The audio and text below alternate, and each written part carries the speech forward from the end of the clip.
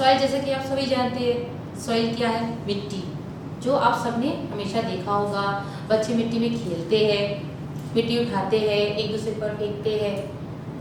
मिट्टी एक ऐसा चीज़ है जो हर किसी ने कभी ना कभी तो देखा ही है। कहाँ होता है मिट्टी? हमारे चारों तरफ ज़मीन पे सब मिट्टी ही मिट्टी है। सो उसी मिट्टी के बारे में आज हम पढ़ेंगे, जिसे हम कहते हैं soil. Let us study some introduction about the soil. Soil क्या है? What is a soil? Soil is a natural resource. Natural resource यानी कि जो हमें नेचर में मिलता है, जो चीज़ हमारे नेचर में होता है वो हम नेचुरल रिसोर्स कहते हैं। Soil is the upper most part of the earth crust. Earth crust के ऊपर जो टॉप मोस्ट लेयर होता वो होता सॉइल। इट्स थिकनेस इज उसका थिकनेस कितना होता है? लगभग कुछ मिलीमीटर से लेके 3 to 4 मीटर्स तक। बहुत ज़्यादा थिक होता नहीं है टॉप सॉइल, बस थोड़ा 4 to 5 मीटर्स की थिकनेस होता है। और इसमें बहुत सारा चीज़ होता है, जैसे natural resources, minerals, sulphate, sand, soil, clay, inorganic substance, potassium, carbonates of sodium, irons, ये सारे नेचुरल रिसोर्सेज जो है, नेचुरल सब्सटेंस जो है सॉइल में मिक्स होता है, जिसे हम देख नहीं पाते। इसके साथ बहुत इंपॉर्टेंट चीज़ है जो सॉइल में मिक्स होता है, वो है water, air and living organisms. Living organisms भी रहते हैं सॉइल्स में, ये सब आप सभी जानते हैं। बहुत सारे लिविंग ऑर्गेनिजम्स हैं जो सॉइल में रहते हैं, जैसे कि रैबिट होल करके सॉइल के अंदर अपना घर बनाता है। स्नेक्स है जो सॉइल में रहते हैं। मोस्ट इम्पॉर्टेंट अर्थवर्म जो हम सॉइल के ऊपर देखते रहते हैं। ये सभी एनिमल्स जो है वो सॉइल में रहते हैं। इन एनिमल्स के साथ साथ माइक्रो ऑर्गेनिजम्स भी है जो सॉइल में रहते हैं। सो soil is essential for the existence of plant, animals and all the living organisms. तो सॉइल बहुत इंपॉर्टेंट हो गया प्लांट्स और एनिमल्स के लिए। सॉइल के बिना प्लांट्स और एनिमल्स सर्वाइव नहीं कर सकते, क्योंकि all the plants grow on the soil. सभी प्लांट्स सॉइल में ग्रो करते और प्लांट्स के जरिए ही फूड चेन हमारा शुरू होता है। ओके, तो ये था थोड़ा सा इंट्रोडक्शन सॉइल के बारे में। Now let us study about the formation of soil. अगर सॉइल है तो ये सॉइल आया कहाँ से? अर्थ में सॉइल का फॉर्मेशन हुआ कैसे? Formation of soil. Soil is formed in the following 2 steps. First, in the first step, the rocks are broken down slowly into tiny particles by the action of sun's heat, wind, water, or freezing of water, and plant roots. ये पहला step हो गया soil formation का. Second है the tiny particles. This tiny particles mix with the humus to form soil. ये 2 steps है जो हमें सॉइल बनाने में मदद करता है। फिर let us go in details. When earth formation हुआ था उस समय सॉइल नहीं बना था। There was big rocks on earth, बड़ा बड़ा रॉक्स था। तो in the beginning the earth crust was made up of big rocks. फिर यही रॉक्स टूट कर छोटे छोटे पार्टिकल्स में चेंज हुए। सपोज जैसे कि अगर हम एक बड़ा सा रॉक का पीस ले लिए और उसको क्रश कर दिए, तो ये क्रश करने के बाद जो बचा वो सॉइल फॉर्मेशन में हेल्प करता है। तो ये क्रशिंग हुआ कैसे है?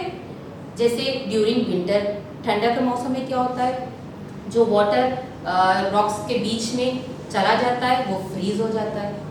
फ्रीज होने के बाद वाटर एक्सपैंड्स, ये सभी जानते हैं। When water freezes it's expands. तो वो जब फ्रीज हो जाता है, वाटर एक्सपैंड होता है, तो वो रॉक को ब्रेक कर देता है। तो जब रॉक को ब्रेक कर देता है तो it gets into 2 or more particles. तो ये एक्सपेंशन रॉक्स, बिग रॉक्स को तोड़ने में काम आता है।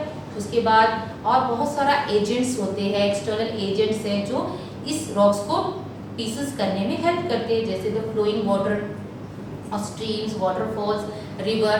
दे also help to break the large piece of rocks into small particles. ये हो गया हमारा फर्स्ट। अब ये सारे रॉक्स जो टूट कर छोटा सॉइल्स में चेंज हुआ है, उसके बाद इस सॉइल में क्या मिक्स होता है? ह्यूमस। ह्यूमस क्या है? Humus is the nutrition part of the soil. जो सॉइल में न्यूट्रिशन होता है, जो प्लांट्स को मिलता है ग्रो करने के लिए, वो ह्यूमस कहलाता है। The strong wind erode the rock slowly and steadily by the removing particles from them. Now addition of humus, जो ह्यूमस ऐड होता है इस पार्टिकल्स में, they make the complete soil. वो एक कंप्लीट सॉइल बनाता है। जैसे ह्यूमस में होता है डेड ऑर्गेनिजम्स, जो ऑर्गेनिज्म मर जाते हैं या फिर जो ऑर्गेनिजम्स बरी हो जाते हैं सॉइल में रॉक के साथ, वो सब डेड ऑर्गेनिजम्स क्या है? प्लांट्स और एनिमल्स ही है। ओके, प्लांट्स एंड एनिमल्स जो डेड हो गए, वो मिक्स हो गए, डिकम्पोज होके सॉइल के साथ मिक्स हो गए। तो ये मिक्स होने के बाद ये एक कंप्लीट सॉइल फॉर्म कर देते हैं। The addition of organic matter from dead and decomposed plants and animals is a last stage in the formation of soil. Soil form हो गया। Soil form होने के बाद soils में different layer बना। ये सारा प्रोसीजर बहुत लंबे समय तक चला। So what is the different layers of the soil? यानी कि soil profile. Soil have three main profiles.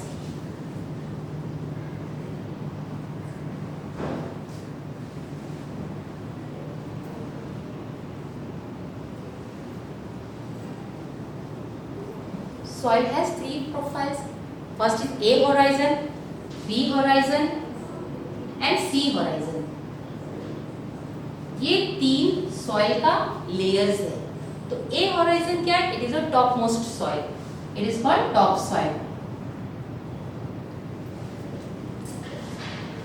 B horizon क्या है? It is called subsoil.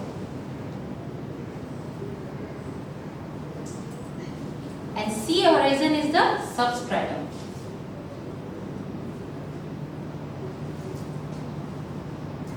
Okay? This is the three layers of the soil: topsoil, subsoil, and substratum. Now let us see about first, यानी कि topsoil, A horizon. It is also known as the topsoil. It is the uppermost layer of the soil. The color of the soil is dark, यानी कि बहुत dark होता है top soil, since it is rich in minerals and humus. तो top soil जो होता है वही मेन लेयर होता है जहाँ में प्लांट ग्रो करता है। प्लांट को क्या चाहिए? न्यूट्रिशन चाहिए। न्यूट्रिशन कहाँ से मिलता है? प्लांट्स को सॉइल से मिलता है, वो भी टॉप मोस्ट लेयर से, because top most layer consist of humus. Humus are the main nutrition which they provide to the plant.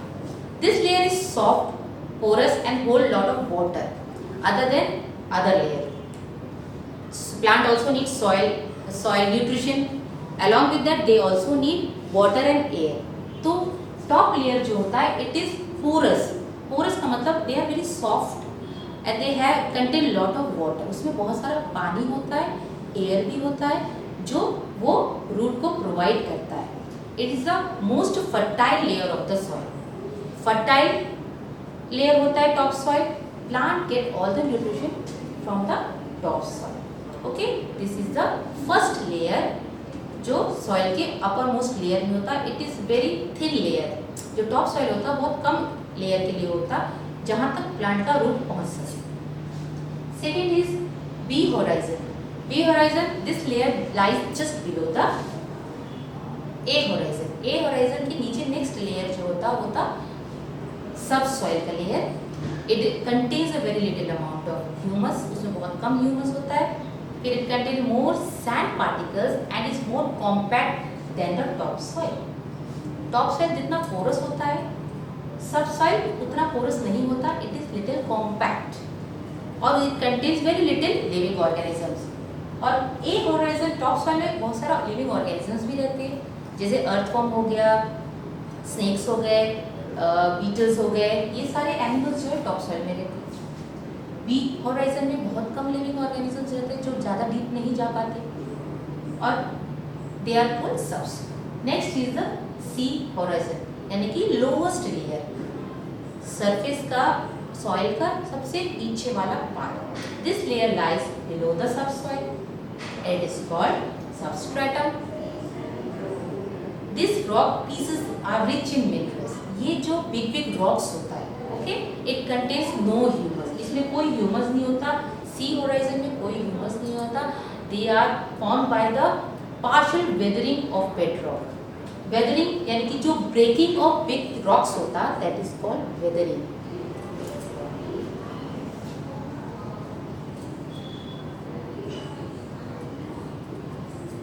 Weathering is an important term. Weathering क्या है? Breaking down of big rock particle into smaller particles is called weathering. What are the different agents of weathering? Wind, water, and maybe animals. Okay. ये weathering किसमें होता है? Big rocks में होता है. They are also called bedrock और parent rock. ये सबसे lowest layer होता है soil. These rocks pieces are rich in minerals. It contain no humus. This layer is harder and more compact. Subsoils are compact, but sea horizon यानी कि substratum soils are very compact और they are parent rock यानी कि यही rocks था जो शुरू में ये इतना सारा layers बनाया और एकदम end में जाके वे बड़े-बड़े pieces में ही रह गए. Below this layer, unweathered solid rocks called bedrock और parent rock lies. इसके नीचे जो रॉक है वो मेन रॉक्स होता, बड़ा बड़ा पीसेस ही होता and they are called bedrock. ये था soil profile, different layers of soil. Hope you understood soil profile. अब हम आगे चलते हैं, देखते हैं कॉम्पोजिशन ऑफ सॉइल. सॉइल तो बन गया, सॉइल का डिफरेंट लेयर्स भी हम देख लिए. तो what are the compositions of soil? Soil में होता क्या क्या है?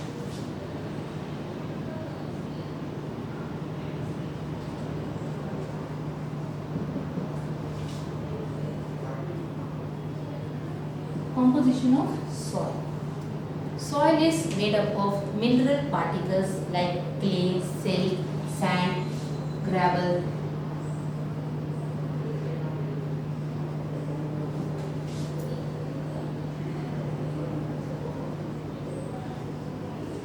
These are the mineral particles. Soils में clay, silt, sand ये सभी soil में होता है. इसके साथ सॉइल में क्या होता है? Soil consist of humus also.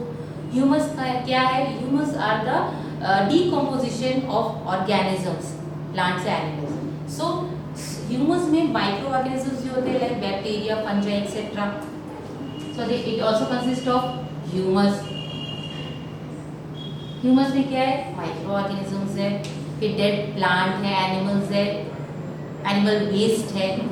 तो and changes these the organism changes the matter into simple organic molecules. So microorganisms क्या करते हैं?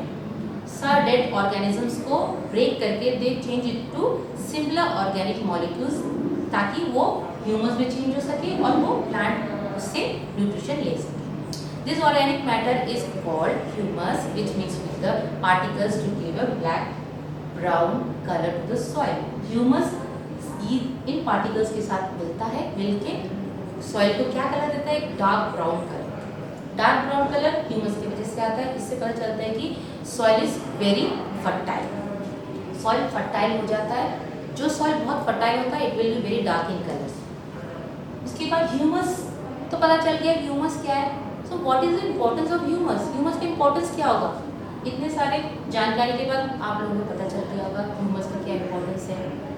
It makes soil fertile. सबसे पहले सॉइल को फर्टाइल बनाता है due to the presence of nutrients होता है, okay, which is necessary for plant. It improves the texture of clay soil. Clay soil का टेक्सचर चेंज करता. When added to sandy soil it improves the water holding capacity. जब sandy soil में humus को add करते हैं तो it changes the water holding capacity.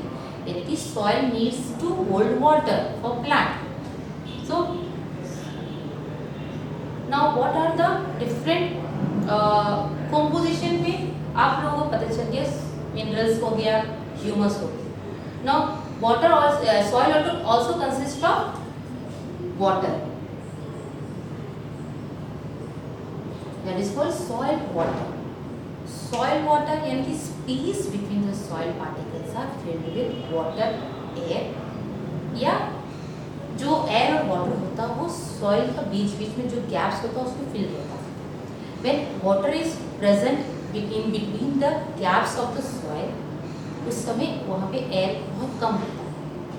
When this space are very narrow, बहुत, क्योंकि वो सॉइल जो होता है बहुत स्पेशियस होता है, लूज होता है। जो लूज सॉइल होता है उसमें वाटर कंटेंट या वाटर होल्डिंग कैपेसिटी बहुत होता है।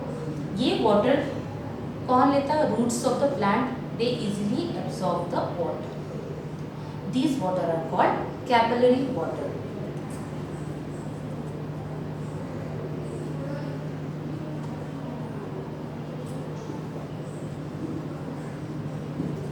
कैपिलरी वाटर जो सॉइल के बीच में जो स्पेस होता है उसमें प्रेजेंट रहता है, जो सॉइल को प्लांट्स को एब्जॉर्ब करने में हेल्प करता है। नेक्स्ट कम्स सॉइल एयर, यानी कि space between the soil compositions में ही सभी है। Compositions consist of, soil consist of minerals, humus, water, air.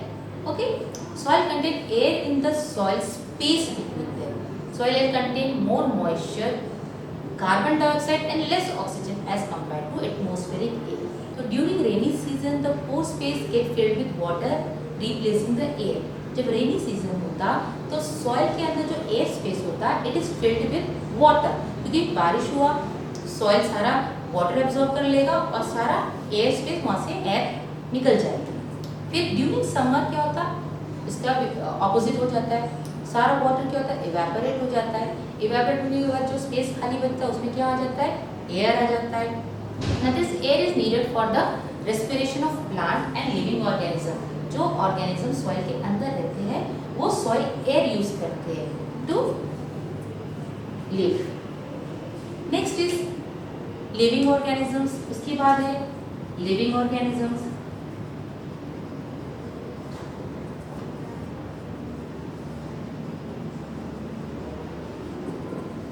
Living organisms are also present inside the soil. They also comprises the composition of the soil. Soil में बहुत सारे living organisms भी रहते हैं. Soil contain a variety of living organisms like flora, fauna, decomposers. Flora और fauna क्या है? Flora consist of algae, molds, mushrooms.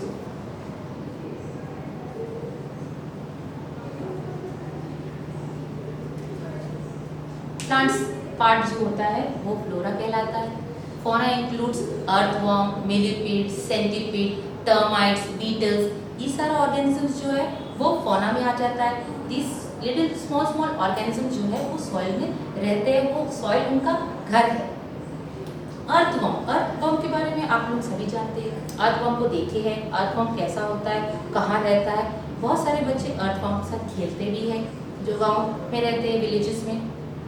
Earthworm makes a बरो इनसाइड द सॉइल, वो क्या करता है, सॉइल में अपना एक घर बनाता है बाय मिक्सिंग द सॉइल। जब वो बरो बनाता है वो सॉइल को मिक्स करता है, mix its excreta called worm cast.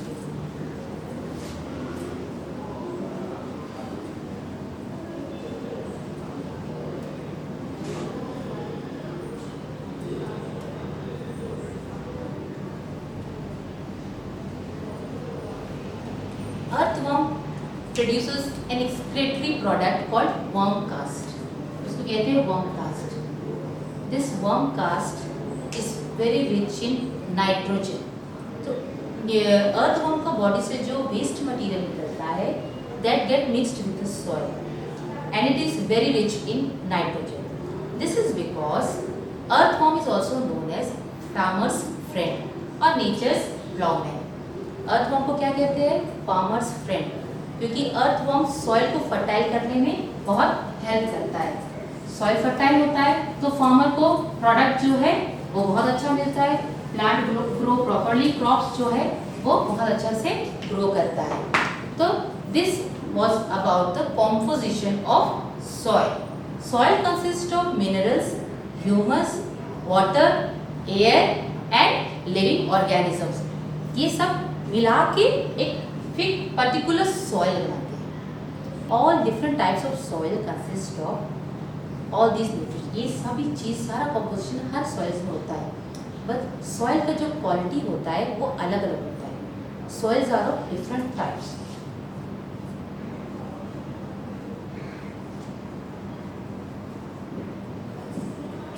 Types of soil.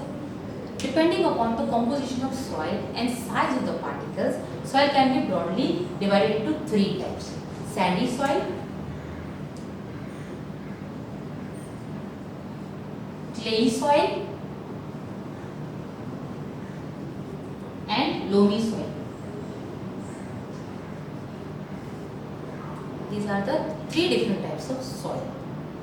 It depends upon the size of the particles and the composition. Now sandy soil. Sandy soil, as a name, it consists of sand. Sand major part होता है sandy soil का. It mainly contain soil due to the large space between the particles. Water capacity of the sandy soil is very low. It contains very little amount of humus, so it is less fertile. Sandy soil जो होता है उसमें mostly sand होता है, तो sand का water holding capacity बहुत large होता है, large space between the particles, so water hold नहीं कर पाता. वाटर क्या होता है उसमें से पार होकर चला जाता है. Soil needs to hold the water so that this water is available for the plants. So sandy soil में बहुत ज़्यादा स्पेस होता है, particles are very large space, particles के बीच में बहुत सारा स्पेस होता है, and they do not contain large amount of humus, तो दे आर लेस फर्टाइल. ज़्यादा फर्टाइल नहीं होता है क्रॉप्स के लिए, it is less fertile. Clay soil is mainly composed of clay. Clay word आप लोगों ने सुना है. क्ले क्या है? Clay is used to make toys. They have a large holding capacity, water holding capacity, यानी कि क्ले सॉइल में वाटर होल्डिंग कैपेसिटी बहुत ज़्यादा होता है. It's very good in holding water because the particles in the clay soil are very tightly packed, तो वो पानी को पार होके जाने नहीं देता. This lead to water logging of soil and damages the crops. तो this is also not good for growing plants या ग्रोइंग क्रॉप्स, क्योंकि वाटर अगर रुका हुआ रहेगा प्लांट्स में तो प्लांट्स विल स्लोली डाई. एकदम रुका हुआ पानी नहीं होना चाहिए, प्लांट क्या होता है सड़ जाता है ज़्यादा पानी में. तो this leads to water logging. Water logging का मतलब होता है to block water and it get collected in an area, collect होकर रुका हुआ रहता है. It is mainly use for making pots and toys. तो क्ले सॉइल किस यूज क्या काम में आता है? ये टॉयज और पॉट्स बनाने में काम आता है. Next is the loamy soil. Loamy soil consists of mainly silt and mixture of two sand, clay, silt. All together they form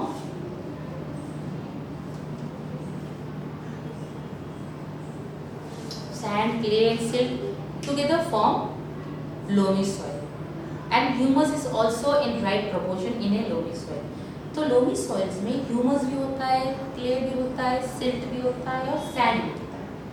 तो it has a right water holding capacity. तो water holding capacity इसका बहुत अच्छा है.